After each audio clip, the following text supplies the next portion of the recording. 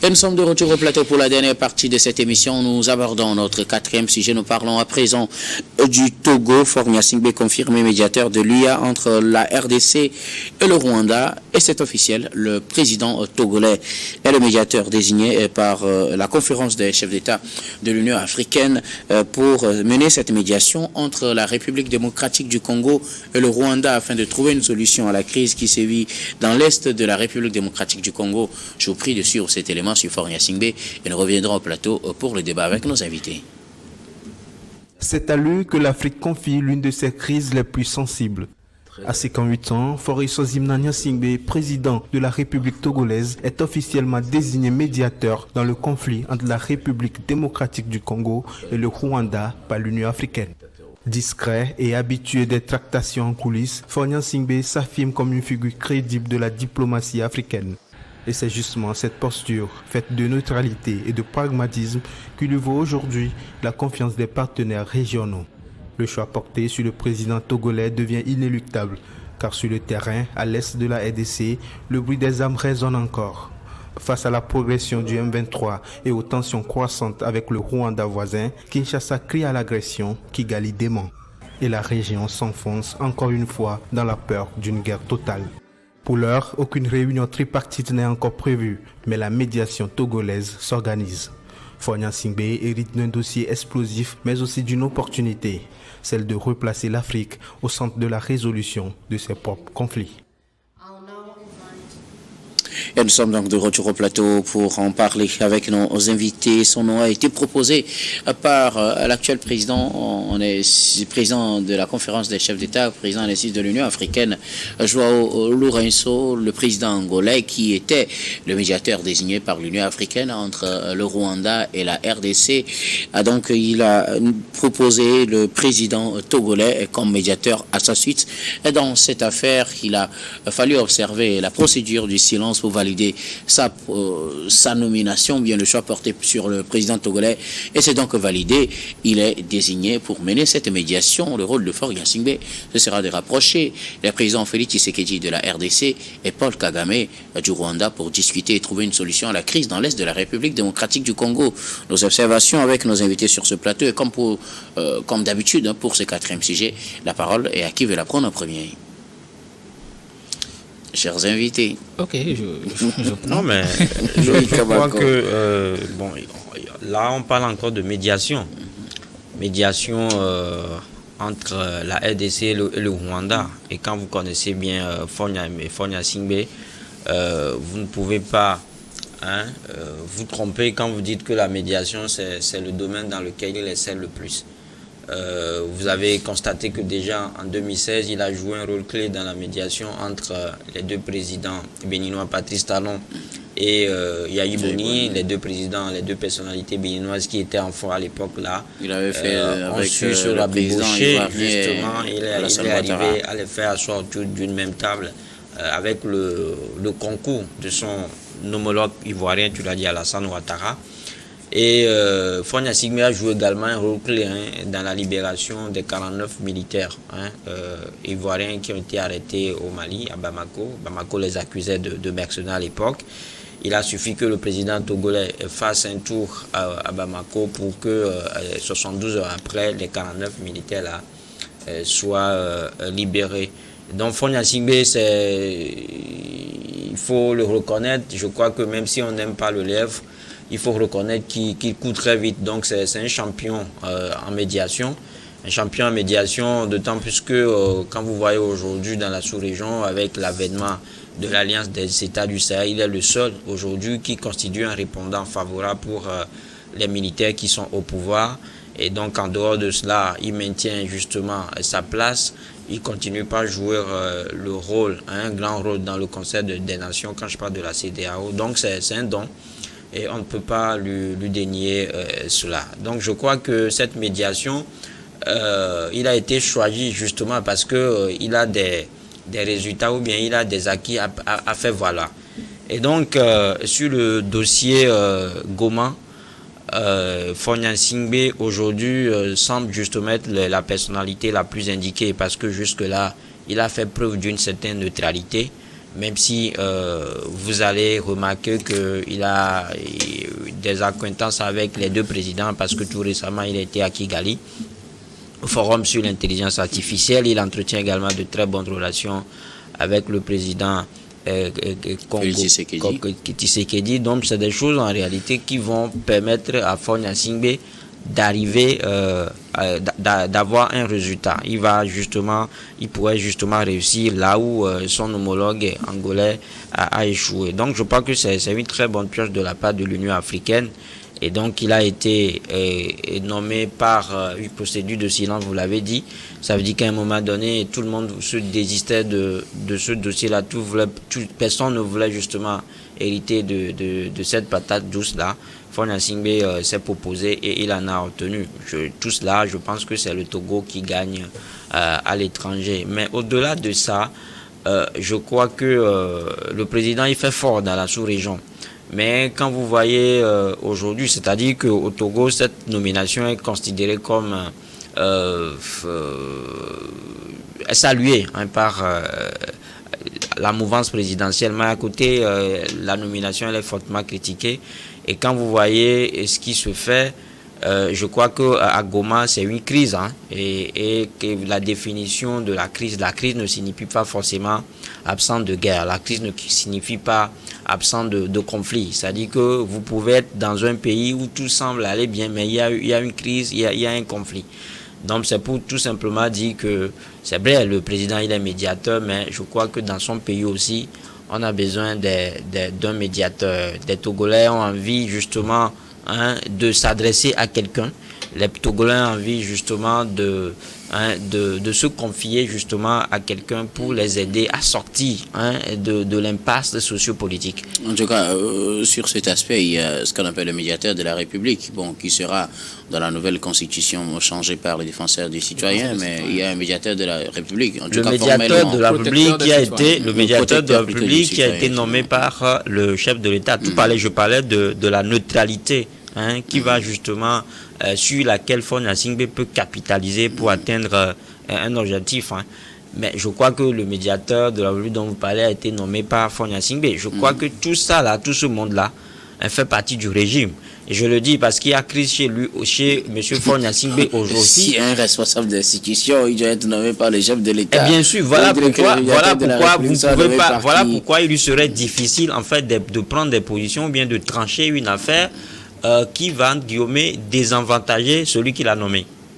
Est-ce que la proximité de Faure Gnassingbé avec président Tshisekedi, par exemple, ou avec le président Kagame, va le pousser à prendre une décision à l'avantage de l'un ou de l'autre? J'ai dit tout à l'heure que le président Faure entretient une bonne relation avec Félix Tshisekedi et avec Paul Kagame. Et le médiateur de la République n'entretient pas de bonnes relations avec les Togolais? Je ne pense pas que le médiateur de la République... je ne peux pas le dire comme ça, tout droit. Je sais que tu es en train de me pousser à vous, mais je sais que... juste dans votre argumentaire. Non, je suis juste pour dire que ça sera difficile, en fait, pour le médiateur de la République aujourd'hui de se prononcer sur un sujet crucial comme la réforme constitutionnelle qui a abouti au changement constitutionnel. Quand je dis qu'il y a crise chez M. Faure Gnassingbé, c'est justement ce à quoi je fais allusion. Parce que vous avez aujourd'hui cette nouvelle constitution là. Vous parliez des aspects politiques. Voilà, c'est pour ça que je dis que chez lui, il y a une crise sociopolitique aussi. Parce que sur le tapis, il y a cette constitution là qui a du mal justement à passer. Et je disais, dans ma prise de parole, je disais que la crise ne veut pas dire forcément absence de guerre. Absence de guerre. Ça veut dire qu'il y a des conflits latents, il y a des crises latentes, il y a des crises sous-jacentes. Je crois que c'est ce que les Togolais vivent aujourd'hui. Et eux aussi, à l'interne, ils ont besoin des gens à la trempe de Faure Gnassingbé.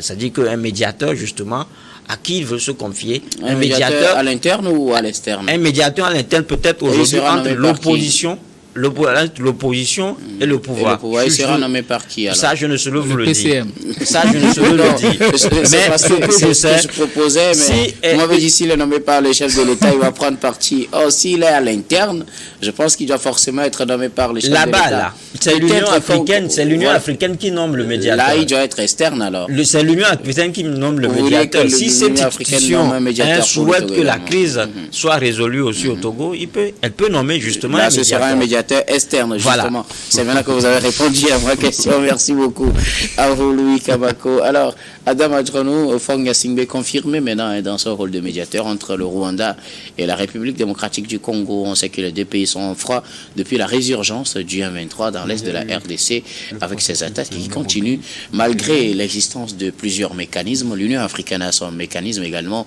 pour amener les deux pays à la table de discussion.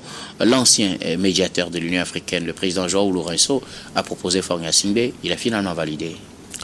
Oui, vous savez, je pense que au fil des années, le Togo commence par confirmer, en tout cas cet aspect identitaire en ce qui concerne la paix, la réconciliation, le vivre ensemble, qui ont été donc le moteur, en tout cas de la gouvernance de nos chefs de l'État, de nos chefs d'État successifs.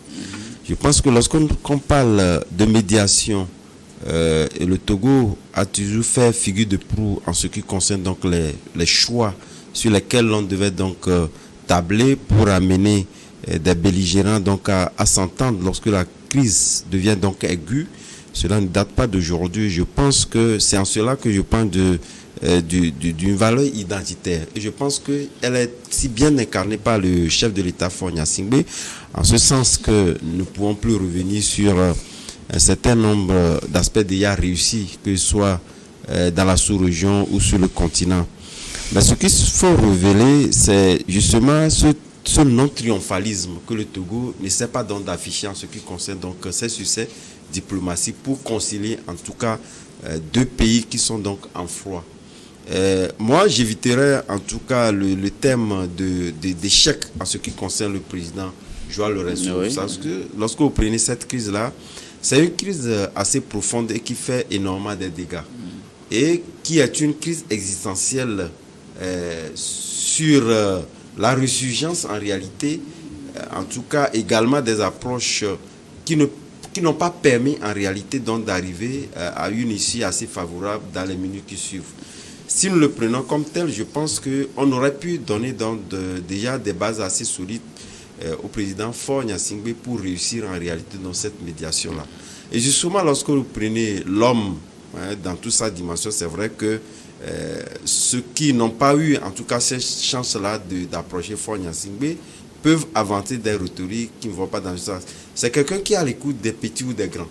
Lorsque vous avez un problème, que vous avez l'opportunité, que ce soit par des canaux indiqués, que vous sollicitez le président Faure Gnassingbé, je pense que vous soyez ce Togolais lambda et qui se trouve dans les recoins du Togo, vous êtes écouté. Même si ce n'est pas personnellement. Est-ce que vous avez la confirmation que les Togolais partagent cet avis? Non, moi je vous dis, ce n'est pas une question de partager cet avis. Je dis justement dans son développement a dit carrément autre chose que les Togolais ont besoin d'un médiateur, de quelqu'un qui porte leur voix. Ça veut dire qu'ils n'ont pas réellement de répondants. Ouais, et quand vous dites que le Togolais lambda, quand vous dites que le Togolais lambda, quand il s'adresse au chef de l'État, il peut faire partie de ces Togolais-là qui n'ont pas... Il fait l'exception peut-être, mais qui n'ont pas eu l'opportunité de pouvoir peut-être côtoyer ou de pouvoir, en tout cas, faire usage des canaux qui peuvent donc solliciter le président Faure Gnassingbé. Vous allez nous montrer. Donc moi, je dis que ce soit au Togo ou ailleurs, lorsque Faure Gnassingbé est sollicité, que vous soyez petit ou grand, ça voudrait dire quelque part que ce n'est pas au prorata de la personnalité que vous incarnez, que vous êtes donc écouté par le président Faure Gnassingbé. Je parle en tout cas sous couvert du ministre des Affaires étrangères malien qui était au passage ici à Lomé, qui a su véritablement sortir en tout cas des valeurs pour lesquelles le président Faure Gnassingbé est aujourd'hui sollicité dans la sous-région ou en Afrique pour ses missions de médiation. Dans la sous-région et à l'interne, c'est pas forcément la même chose. De toutes les façons, aujourd'hui, nous parlons de la sous-région ou sur le continent. Je préfère que vous restiez sur cet angle. Oui, mais de toutes les façons, il faut le particulier pour arriver donc au général. Donc, c'est pourquoi j'ai fait donc en tout cas cette brèche-là pour arriver donc à ce général-là. Donc, je pense que Lorsque vous prenez le président Faure Gnassingbé sur les deux aspects, le président Tshisekedi comme le président Paul Kagame, c'est quelqu'un qui entretenait déjà de très bonnes relations avec ces deux présidents-là. C'est vrai que ces derniers temps, il a eu à effectuer beaucoup de missions à Kigali sur, en tout cas, des conférences internationales et surtout lorsque vous prenez cette technologie émergente liée donc à l'IA qui a été donc l'un des facteurs motivant donc son dernier déplacement à Kigali. Cela n'a rien à voir, en tout cas, avec partout où il passe. Je pense que il essaie donc de semer les bons grains qui font que, en réalité, sur un certain nombre d'aspects liés donc à la préservation de la paix, au vivre ensemble sur le continent africain, on essaie, même si l'intérêt d'abord national prime dans ces voyages-là, il essaie de toujours aborder ces questions liées donc à la paix en Afrique avec partout où il passe. Donc ce qui fait que déjà, il essaie, même sans dire que demain on peut prévisionnellement dire qu'il y aura donc une crise, il essaie véritablement donc de pouvoir inviter ou convier ses pairs à pouvoir faire valoir la paix en Afrique.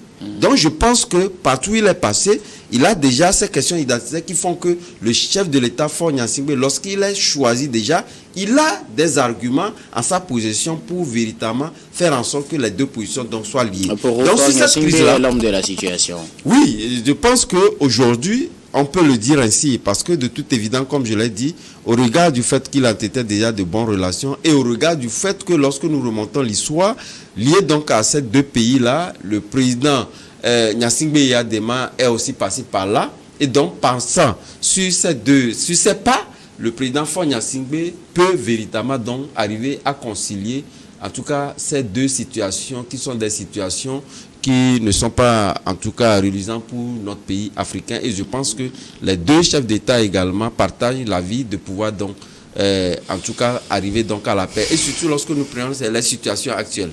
Font qu'aujourd'hui, je pense que nous avons des éléments probants qui permettent au président Faure Gnassingbé de réussir cette mission. Merci beaucoup à vous, Adam Adjaranou. Alors, Gabin Adjaro, le président togolais, est officiellement le médiateur dans la crise entre le Rwanda et la République démocratique du Congo.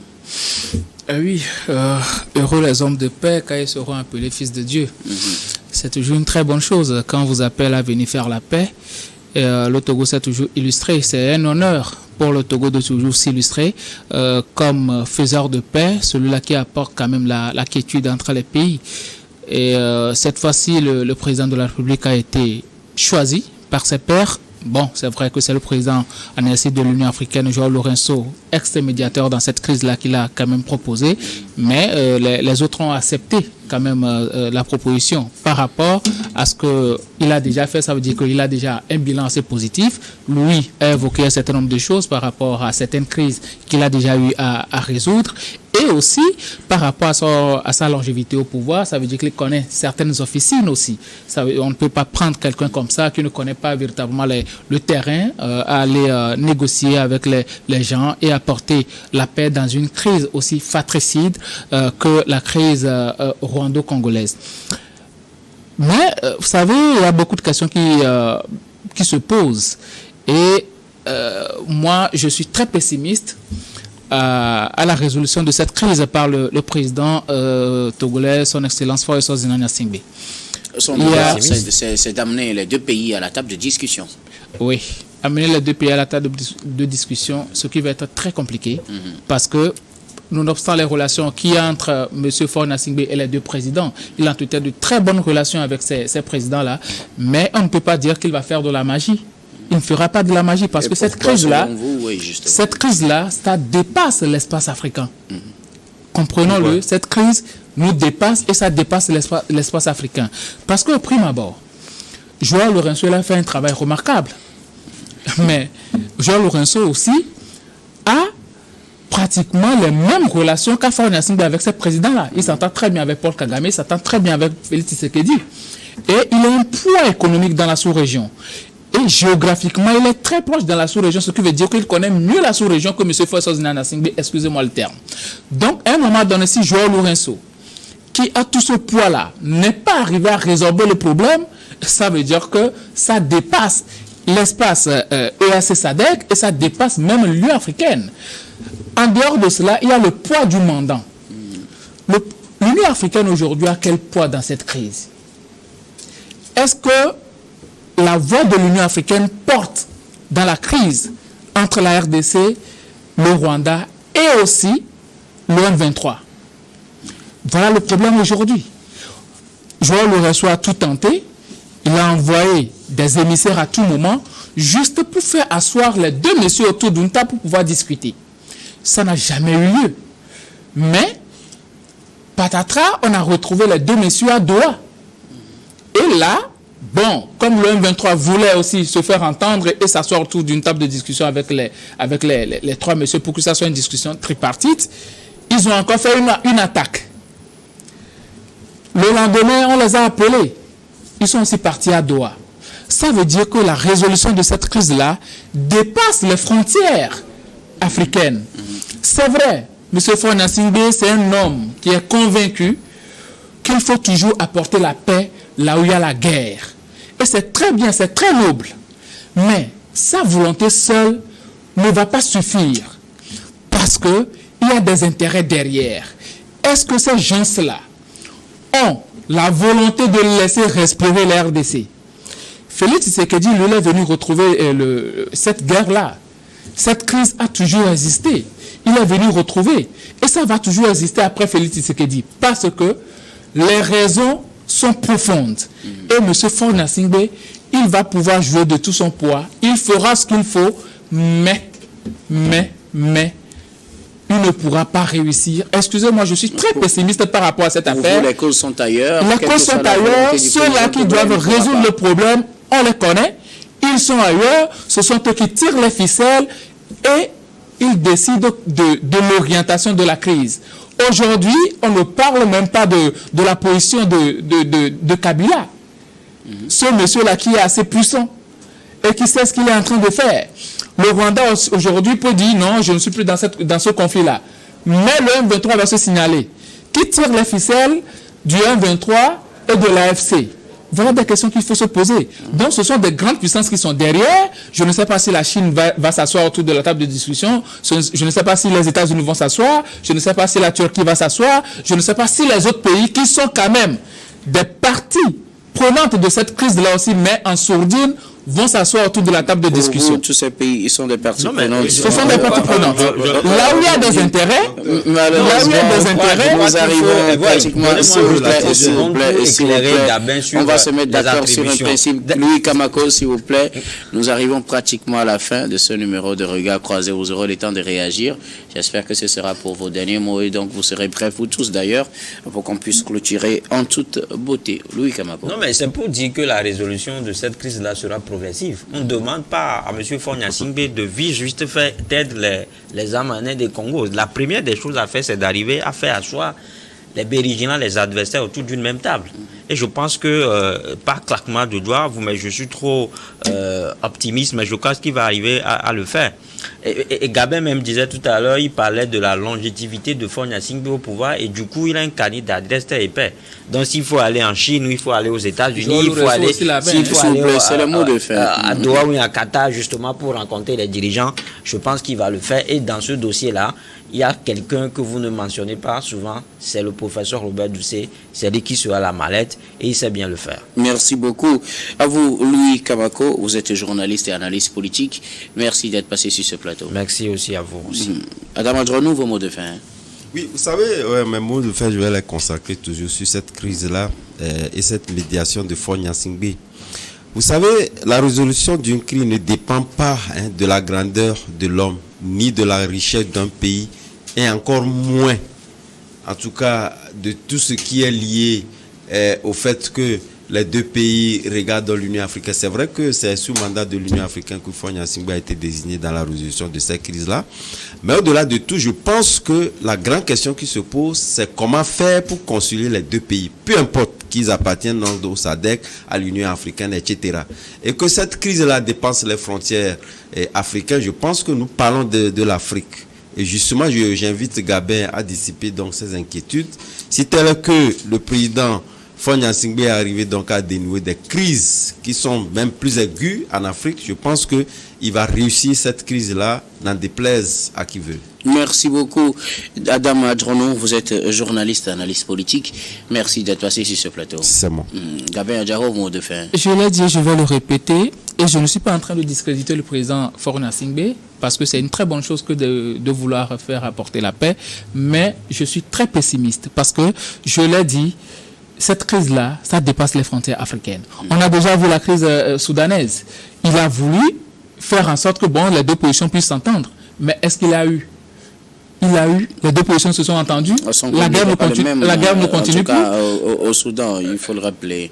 Comment? Non, ce n'est pas un débat. Mais à un moment donné, moi je suis très réaliste. Ce qui nous dépasse, ça nous dépasse. La crise au Congo prendra fin quand les vrais décideurs vont décider. Merci beaucoup, Gabin Adjaro. Vous êtes juriste et directeur des cabinets Juris Consulting. Merci d'être passé sur ce plateau. Merci, docteur. Nous disons également merci à toutes les équipes techniques et rédactionnelles qui nous ont aidés à préparer et à présenter cette émission. Merci beaucoup à Aimé Roland Komlagam ici à la réalisation, à Gaston Afanou à la diffusion, à Stéphane Kouanou à la caméra et à vous tous, très chers téléspectateurs, de nous avoir suivis. C'est la fin de ce numéro de Regard Croisé. Je vous retrouve demain avec le même plaisir pour un autre numéro.